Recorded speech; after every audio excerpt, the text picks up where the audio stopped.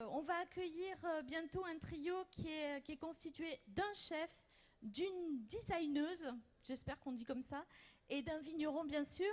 Je vous demande d'accueillir Roland Scambry qui est le chef du César Place. Il vient avec Stan. Le designer c'est Margot Keller. Bonjour. Et le vigneron Henning Husch du domaine de Richomme.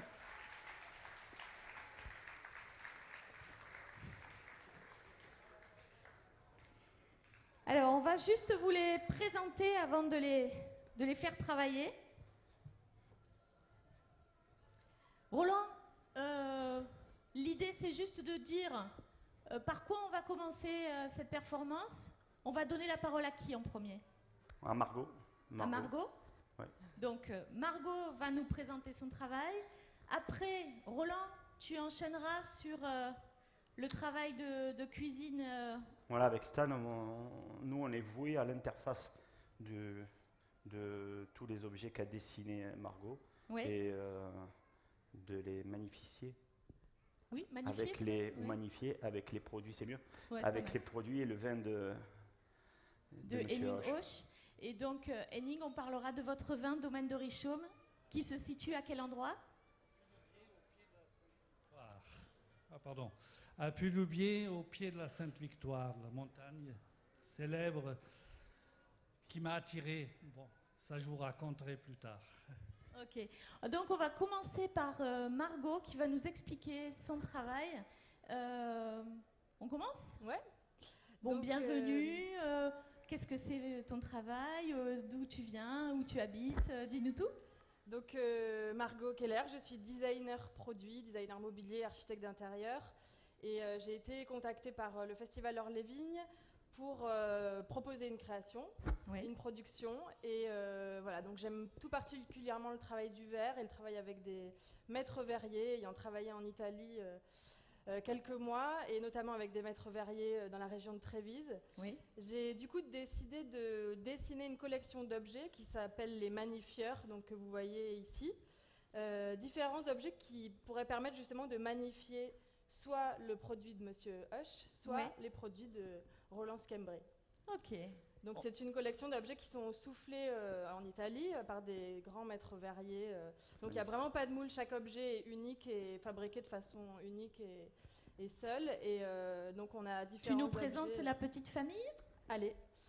Donc on a 3 objets qui se situent ici, 4 objets là que vous voyez ici, qui sont vraiment des magnifieurs de vin, donc pour mettre en valeur vraiment le produit du vin.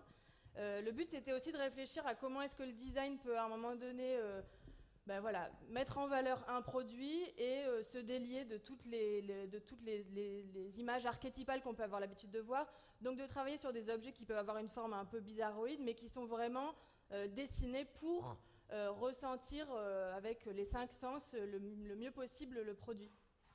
Donc on a des carafes ici qui permettent, qui sont une sorte d'inhalateur et qui permettent de venir sentir le vin vraiment, le nez du vin, d'apprécier également la couleur. Donc il y a ce dôme comme ça qui permet de retenir les vapeurs, on va dire, et les diffuser ensuite à travers cette partie-là. On a un décanteur ici qui est traité de façon XXL. Le but, c'était aussi d'en faire beaucoup pour que visuellement, il se passe quelque chose. Donc vous verrez lors de la performance, on utilisera aussi cet objet pour mettre en valeur le produit. Un autre décanteur ici qui est plus volumineux et qui permet de ramener en fait, les vapeurs directement dans l'inhalateur. Du coup, il se passe quelque chose encore de différent au niveau du nez. Ok. Et ici, un objet qui est beaucoup plus visuel, qui est travaillé en verre strié et qui permet comme ça de vraiment apprécier, je ne sais pas si on voit sur les caméras, de vraiment apprécier la couleur, la robe du vin. Voilà. Donc voilà pour le vin. Ok. Roland, un petit mot aussi avec Margot sur cet objet qui est un peu le phare de votre performance d'aujourd'hui. Ça va être la transition, ça. Et bon, je pense que c'est Margot qui va en parler le mieux, et c'est sur ce sur quoi on va travailler avec Stan pour mettre en relation avec le terroir, les couleurs du terroir de Monsieur Husch et les produits. Et bon, Margot va nous en parler mieux Margot, ça quiconque. s'appelle comment cet objet? Alors celui-là, c'est le vase magnifieur. Alors, ça serait bien qu'on arrive à le voir. Tout à l'heure, les images sont très belles. Bon, ben voilà, vas-y. Tu En peux fait, le prendre dans tes bras juste pour le. Ah, ben voilà, Ah, ça tu y est. parlais du vase? Je vais le laisser comme ça. Je parle pas de toi. En fait, quand j'ai compris que j'allais travailler avec un chef, Oui. il y a souvent des contenants existants, des contenants voilà, pour faire des présentations de recettes, etc., qui sont toujours un peu les mêmes. Et donc là, c'était l'idée de sortir complètement des sentiers battus et de proposer des contenants qui allaient aussi dicter la recette. Donc on a travaillé comme ça avec Roland en échange, Oui. en ping-pong un peu sur, en fonction de la recette, moi j'allais dessiner telle forme, et en fonction de la forme que j'allais dessiner, lui allait rebondir sur la recette. Ok. Donc c'est vraiment des contenants qui sont dessinés pour et par la recette, quelque part. D'accord.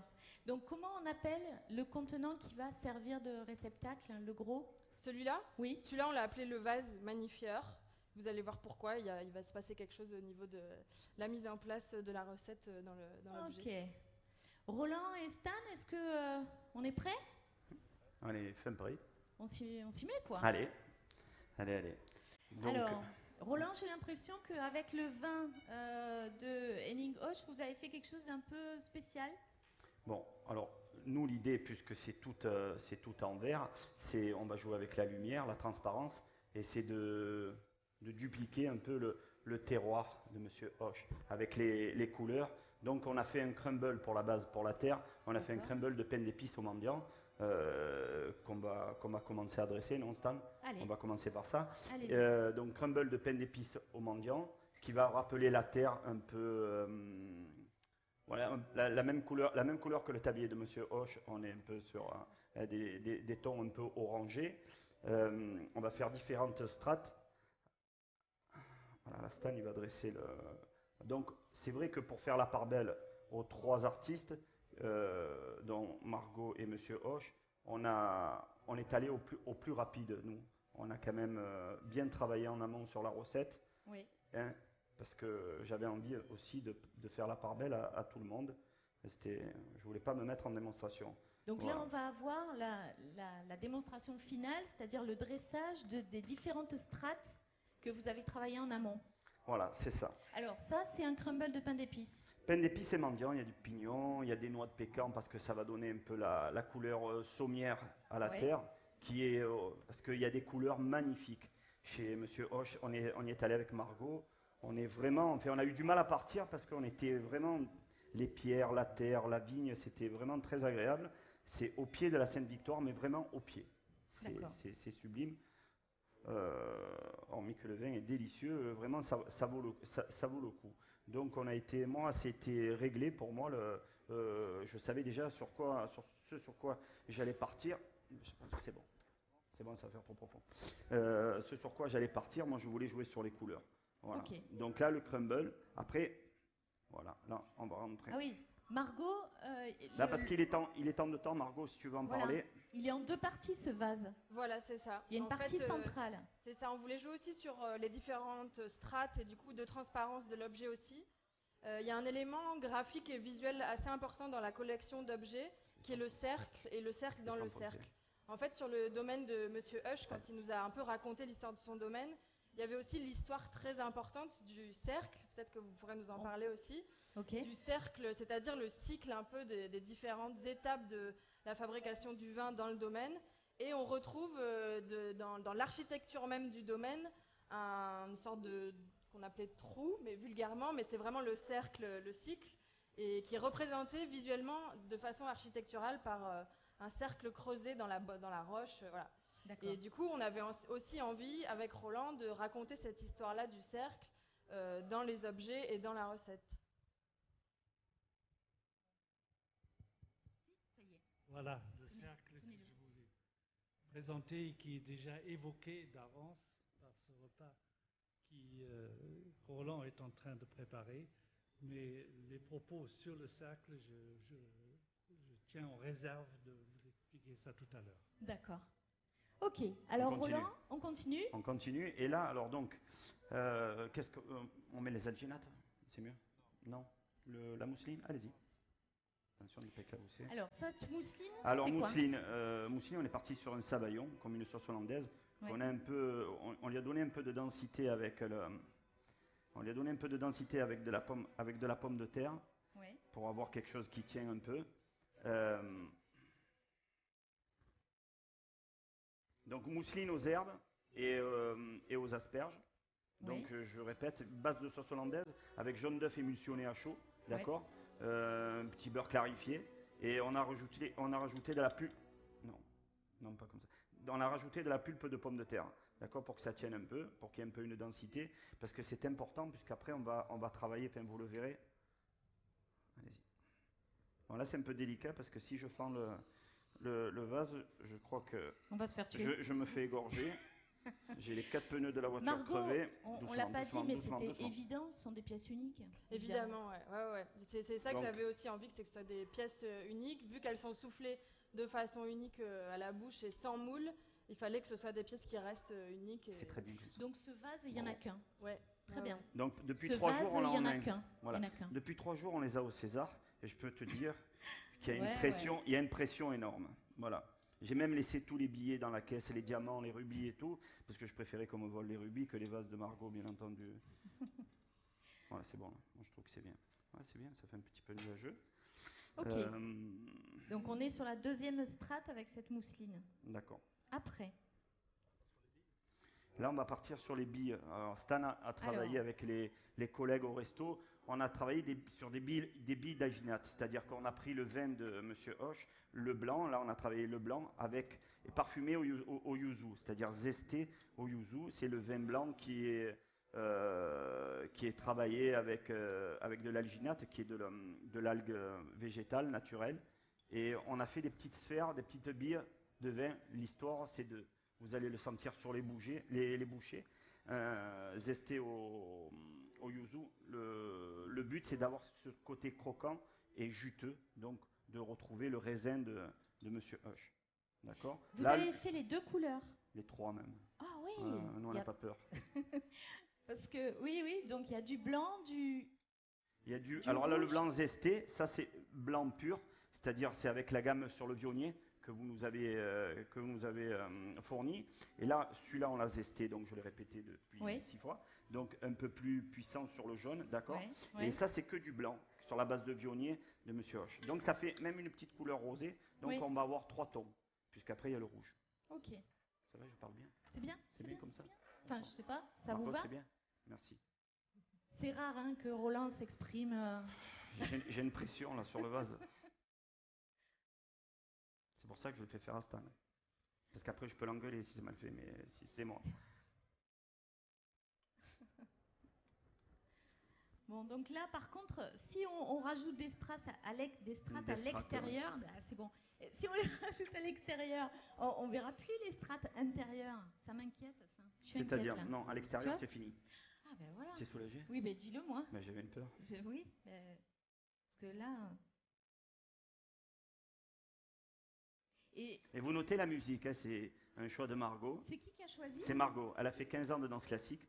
Et quand elle a répété hier soir, elle a dit cette musique va très bien. On s'est dit qu'avec la thématique des magnifieurs, on avait envie de quelque chose qui en fasse un peu d'étonne aussi et donc d'accompagner avec. Vous avez choisi Roland donc, évidemment, comme chef. Alors on a hésité avec la musique de L'île aux enfants et ça, mais on a pris celle-là. C'est bien. Pas mal. Plus adapté.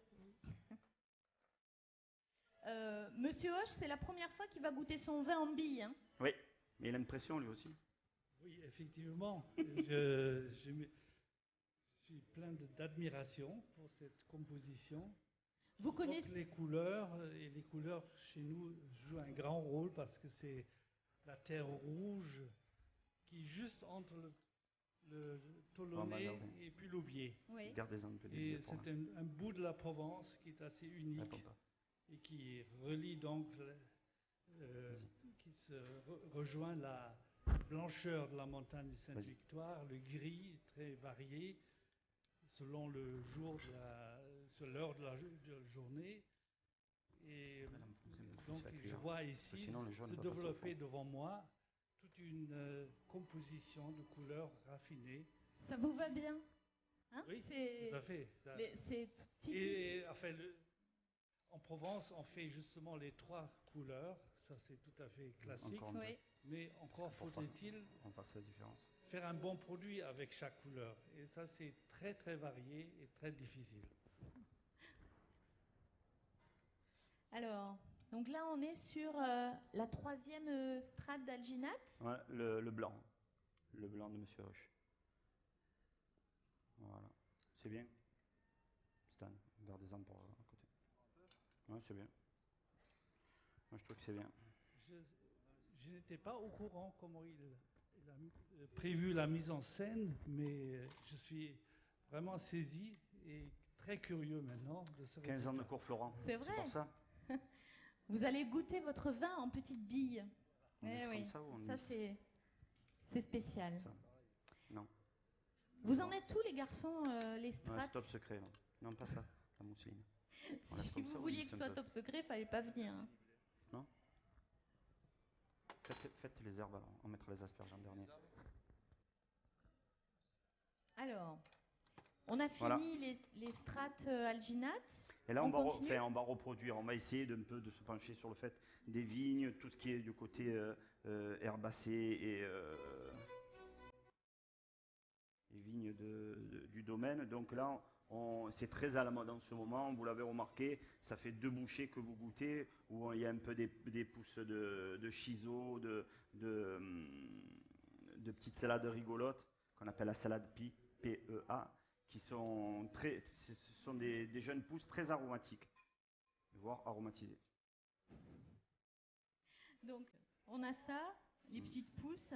Donc ça va jouer sur la couleur. Voilà, le jardin, qui peuvent représenter les vignes. Et il y a une multitude d'arbres différents chez vous et de couleurs sur le côté.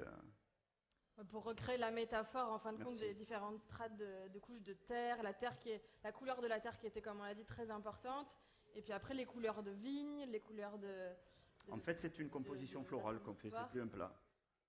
Sauf que ça se mange. Aussi.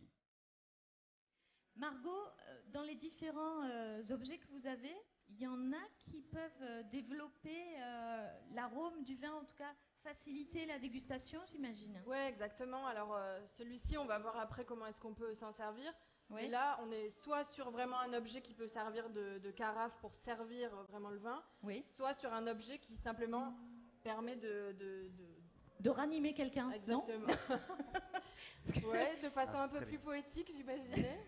Mais en tout cas, de garder voilà, ces vapeurs qui vont rester dans cette partie dôme et qui vont être ensuite démultipliées et magnifiées par cette partie entonnoir. Qu'est-ce que tu en penses, Roland? Si tu as un petit malaise cet après-midi, c'est ça qu'il te faut, non? Comme oxygène. À quoi ça m'a fait penser la dernière fois Attention, est-ce que tu as... Non, les petits personnages, là, comment ça s'appelle? Les mignons. Les mignons, hein, on dirait un mignon. On dirait un mignon.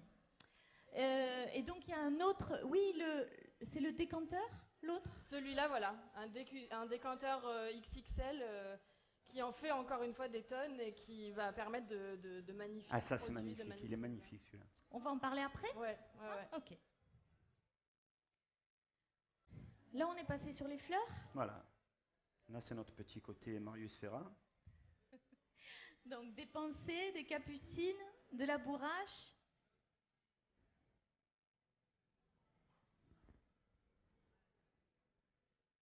Est-ce que ça donne des idées? C'est exactement ce qu'il nous fallait. Ça donne des idées pour mettre des fleurs sur les pizzas de Jules? Oui, aussi. Aussi, pourquoi pas. Ça peut le faire? Bien sûr. Au comptoir de César. Au comptoir de César, tu auras ton pourcentage. En pizza. En pizza.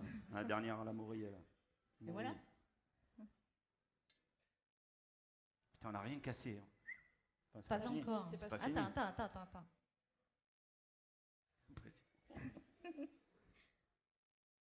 Il a l'habitude de travailler à la pince à épiler, Stan? Stan, tous les matins. Il se rase aussi à la pince à épiler, ça se voit. Magnifique, c'est bien, stop. Je vous donne un coup de main pour les asperges. C'est bon? Qu'est-ce qui nous manque, Roland? Là, on va finir par quelque chose quand même d'un peu plus concret parce que, comme tu l'as dit tout à l'heure, c'est quand même un plat. Oui. Donc, on va finir, parce qu'on est, on est parti sur les bouchées, mousseline, asperges, herbes, dedans il y a de la coriandre, il y a plein de petites herbes sympathiques, donc c'est pour ça qu'on a cette couleur aussi verte. Le crumble, le côté croquant, la matière première là, qui va venir pour clore et finaliser ce bouquet, c'est l'asperge. On a travaillé sur 2 asperges, Oui. l'asperge blanche de Camargue Oui. et l'asperge verte du Luberon. Héron, petit patapon. Ça, c'est fait. Et alors, c'est un bouquet, quoi, Voilà, c'est un bouquet. Donc, que tu vas mettre comme ça dans le vase. voilà, normalement. Hein. Normalement, ça rentre. Normalement. Hein. Je sais pas. S'il te plaît, Anne. Donc, me gêne. C'est étudié. Ah, la musique, ça m'a beaucoup aidé, là, la musique d'un coup. Et là, le tout, c'est qu'il ne faut pas que ça tombe. Eh bien, c'est calculé, les amis. Hein. Waouh! On est là? On est bien ou pas? On est bien. Il faudrait peut-être qu'on... Non, Dites-moi. c'est bon. J'allais dire qu'on enlève un peu le C'est ce qu'on va siphon. faire dessus. Et Allez, est-ce que l'un de vous... Est-ce qu'on a terminé, là, sur... Maintenant, on va dresser celui-là. Ok. C'est plus rapide. Vraiment pour mettre en On va valeur faire les pareil. petits On va faire pareil. d'alginate, Bravo. D'accord. qui sont un peu le résumé de toute l'histoire. Je te laisse le mettre, Est-ce sur le que truc pendant avec tes que bogans. vous dressez celui-ci, on peut discuter avec Monsieur Hoche? C'est possible? Vous avez l'autorisation, on peut y aller. Allez. Henning, d'abord il faut mettre les micros. D'accord, très On va raconter un petit peu ce que c'est ce domaine de Richomme. Voilà, le domaine Richomme, c'était pas du tout un domaine viticole il y a plus que 40 ans. Oui. Je suis arrivé en venant de l'université d'Aix-en-Provence, universitaire en histoire, Oui. et j'ai cherché une maison pour ma famille. C'est que- normal, à ça l'époque. sent le brûlé. Est-ce que c'est normal? C'est pas moi. C'est pas monsieur. Non. C'est pas ici, je pense. Vous êtes Voilà. allemand, Henning? Oui, Oui. je suis venu d'Allemagne, via les États-Unis, Oui. à Aix-en-Provence. D'accord. Et donc je cherchais une maison et finalement j'ai trouvé au prix d'une villa d'aujourd'hui une magnifique domaine, une ferme Oui. où il n'y avait pratiquement pas de vignes et ça a changé un peu ma vie et j'ai commencé à me dire qu'est-ce que je fais avec 65 hectares de terre dans un paysage magnifique au pied de la Sainte-Victoire. Qu'est-ce qui vous a décidé à planter ces cépages-là? Justement, ça c'était la première réflexion. Comment faire un produit qui se distingue du rosé éternel de la Provence? Oui. Et j'ai planté donc beaucoup de cépages très différents. Et je n'avais pas toujours cette liberté de planter tout ce que je voulais. Par rapport au terroir?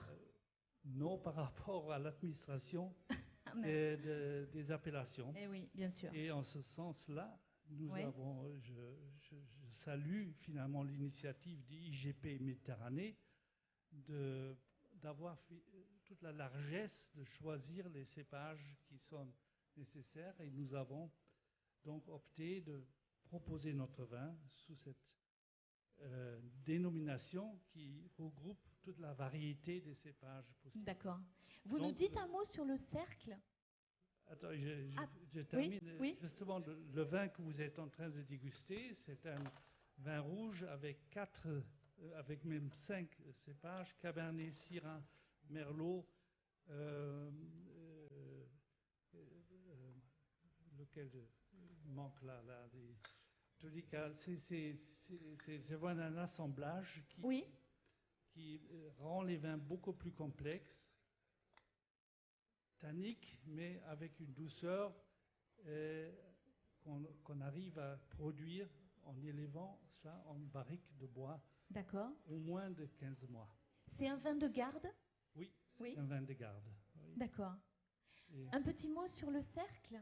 oui, alors à l'époque, j'ai opté dès le début pour ce qu'on appelait l'agriculture biologique. Oui. Mais on ne parlait pas encore de bio à Non. l'époque. J'ai trouvé que je devais à ce paysage splendide un respect pour le terroir et pour la beauté du pays. Et, D'accord. donc pas importation de produits extérieurs, ni de pesticides évidemment, mais ni d'engrais chimiques, mais de produire tout sur place. Et quand je vois cette composition, c'est exactement ce que nous avons réfléchi, ce que Roland a ressenti. C'est un ensemble de produits de la terre qui sont réunis et que j'exploite à ma façon en faisant ressortir vraiment le terroir sans artifice. Donc les herbes sont tout à fait bienvenues chez moi. Je les sème même en engrais vert. Oui. Et cet engrais vert enrichit le sol qui est le support du vin, du futur vin. Donc ça aide à exprimer vraiment le terroir de la Sainte-Victoire. Et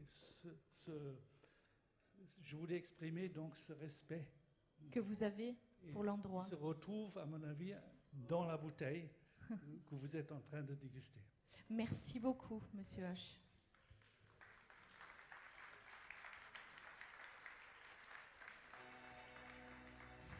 Rolando. Oui. On est bien, on est bien. Eh ben, moi, je dirais on est bien. Bon, alors ça va. Vous m'avez pas dit on va en on est là, on n'a pas dit le dernier mot. Ah, et voilà, il est derrière, il est caché. Donc, pardon.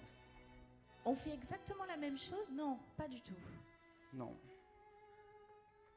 Donc là, on va exploiter la lampe d'Aladin. Waouh, il faut la frotter? Après. Donc on va l'exploiter, avec le vin de Monsieur Hoche. Donc le rouge que vous avez goûté, on est d'accord? C'est le même rouge que les messieurs dames ont goûté. Margot, tu as déjà essayé de faire un vin dans le décanteur magique là? Ouais. Le but c'est aussi de travailler sur la gestuelle et la manière dont on va servir le produit. Oui. Et du coup par cet objet qui est un objet XXL et qui est vraiment là pour magnifier outre mesure, on est vraiment, vous allez le voir, dans une gestuelle qui elle aussi est magnifiée, elle aussi est décuplée, on va dire. Donc c'est bon, Roland? Je suis là. Margot, de tous les objets qui sont là, lequel est techniquement le plus compliqué à réaliser? Je pense que c'est celui-là, parce qu'on a vraiment une partie ici en bec qu'il faut venir fixer directement sur le bol qu'on voit ici. D'accord. Et ensuite l'anneau ici, qui se devait d'être le plus parfait possible, et comme on n'a vraiment pas de moule ou de contreforme pour réaliser cette partie-là, ouais. C'était la pièce la plus technique à réaliser. D'accord. C'est rien. On a eu un petit coup de chaud, mais... Donc on va commencer à décanter le vin. Monsieur Hoche, oui. Est-ce que votre vin se décante habituellement? Alors, il y a décanté et carafé, c'est deux choses différentes. Carafé. Oui, c'est ça. Il est trop jeune encore pour être décanté. Hein. Donc on va dire qu'on le carafe. 14. Mais plus tard, je conseille tout à fait de le décanter, oui. Ou bien d'aérer un peu dans le... De le carafer en tout cas. Le carafer, ça va y faire exprimer un peu, pas mal de saveurs. Ouais. Je te laisse...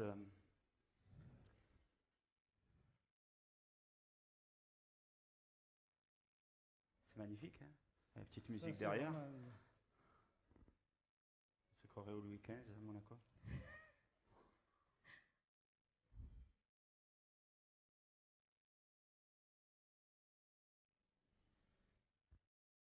Bravo.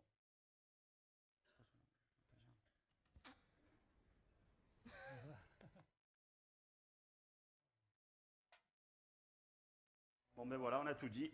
À votre santé. Merci. On peut remercier Margot Keller, designer, Stan et Roland Squimbri, César Place à Marseille, et Henning Hoche, domaine de Richomme. Merci beaucoup. Ouais. Merci à vous.